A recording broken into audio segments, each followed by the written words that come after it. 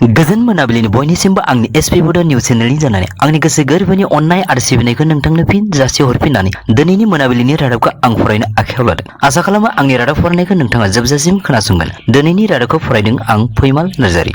बावैसो साननि उनाव फैबाय थानाय दुर्गा फुजाजों लोब्बा लाखिनानै गरेस्वर बिहाब दुलाराय बाथौ गौथुम आरो लोगोसे गरेस्वर बिहाब लाइमोन दुलाराय बाथौ गौथुम मोननैजों जथायै बर' हारिनि हारिमुखौ अनसायनाय आरो जौगानायनि नोजोरखौ सिगाङाव दोननानै रांखान्थिनि आंखालजों आद्रा जानानै थानाय गरेस्वर बिहाब दुलाराय बाथौ गौथुमनि थानसालिखौ लुफुंनो थाखाय फैगोन अक्ट'बरनि 23, 24 आरो 25 खालारै बर'नि मुंदांखा थियेटार आलायारनखौ गरेस्वरनि मोसौ बाजाराव थामहिनबा बिष्णु राभा सिनेमा हलनि साखाथियाव लानानै फैदों आरो बेराफारसेथिं गरेस्वर बिहाब लाइमोन दुलाराय बाथौ गौथुमाबो फैगोन अक्ट'बरनि 22, 23 आरो 24 खालार खालि बर'नि जेरावबो अनसायजानाय गोदान गोदान बर' सावथुनफोरखौ लानानै फैदों। ओंखायनो गरेस्वर बिहाब दुलाराय बाथौ गौथुम आरो गरेस्वर लाइमोन दुलाराय बाथौ गौथुमनि मानगोनां बिबानगिरि बिथांमोना जथायै रायजो राजाफोरजों खर' गंग्लाय आरज गाबहरोदि जाहाथे आफा बोराइ बाथौखौ साखि दोननानै इसेबो गोनो गोथो सानाब्लासिनो लैहोर लैहोर फैनानै गासिबो हेफाजाब होफैयो।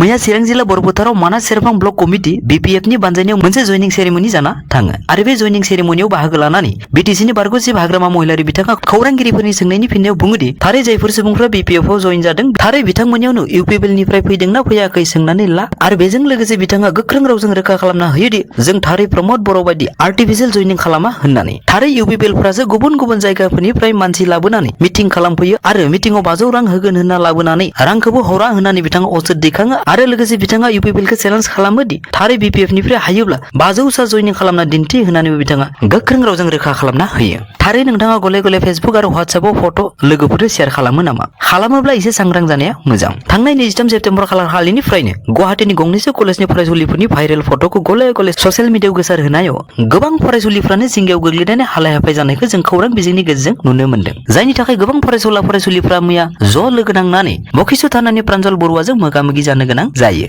दिल्ली पुलिसनि मोनसे गोग्गाथाव देरहानाय। थांनाय समबारै दिल्ली पुलिसा मोनसे सोमोनांथाव रोखोमै सिखावफोरखौ हमनो हायो। सुलुङाव मोनथिनाय बादिब्ला जेब्ला सानै सिखावा मडेल टाउन मार्केटआव सासे मानसिनि मुवाखौ सेख'ना लाना खारो अब्ला एसिस्टेन्ट साब इन्सपेक्टर अजय साहा बिथाङा सिभिल ड्रेसजों मुवा बेसाद बाजार खालामबाय थादोंमोन आरो जेब्ला बिथाङा सिखावनि होस्रि खावनायखौ खोनायो लोगो लोगो बिथाङा सिखावनि स्कुटिखौ बारनानै जोख्लायना होयो आरो जायगायावनो सिखावखौ खोख्लैना हमनो हायो। बेराफारसेथिं थांनाय मंगलबारै सासे 4 बोसोर बैसोनि सासे गथ'खौ बिद्याया उत्तर प्रदेशनि बाराणसीनि वाटारलक मुंनि लामाजों बेरायबाय थानाय समाव हरखाब फिस्लायना गोग्लैयो आरो गथ'आ कारेन्ट शट जायो। लोगो लोगो बे गथ'खौ गंसे दंफांनि लावथिजों बिद्याया हमनो होनानै बोना लाबोयो आरो गथ'नि जिउखौ रैखा खालामो। मोनसे दुखुनांथाव रादाब। मैया प्राय मोनाबिलि समनि 5 रिंगासोआव क'क्राझारनि सिआइटिनि सोनाब फारसे थानाय गौरां दैसायाव धेमाजि जिल्लानि सिमेन्ट सापरिनि प्रदीप बसुमतारिनि फिसाज्ला दिपज्योति बसुमतारिया गावनि लोगोफोरजों दुगैनो थांनानै थैनाय बिथांनि गोथै देहाखौ दिनै मोनबाय। सुलुङाव फोरमायनाय बादिब्ला दिपज्योति बसुमतारिया क'क्राझारनि सिआइटिआव 5 सेमिस्टाराव फरायोमोन आरो बिथांनि बिमा बिफाया गुवाहाटीनि मालिगावनि रेलवे क्वार्टाराव थायोमोन होननाबो सुलुङाव फोरमायो। मख'थावना दि बे जाथायखौ खोनाना बिटिआरनि सिएम प्रमद बर' बिथाङाबो जायगासिम थाङो आरो बुङोदि सिगाङावबो बे दैमायावनो सेन्ट एन्टनिनि डन बक्सनि सासे फरायसायाबो थैदोंमोन।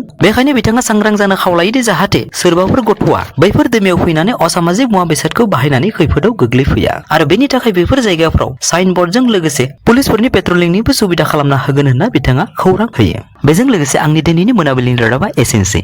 नोंथाङा आंनि मोनाबिलिनि रादाबखौ अननानै जोबजासिम खोनासंनायनि थाखाय आंनि गोसो गोरबोनि अननाय आरो सिबिनायखौ नोंथांनो फिन जासि हरफिननानै थारैनो नोंथाङा दिनैसो आंनि रादाबखौ खोनासंफ्लांदोंब्ला अननानै साबस्क्राइब खालामाखैब्ला साबस्क्राइब आरो लाइक आरो शेयार खालामनो थाखाय गुरै खावलायहरनाय जाबाय। एसेनोसै, गोजोन्थों।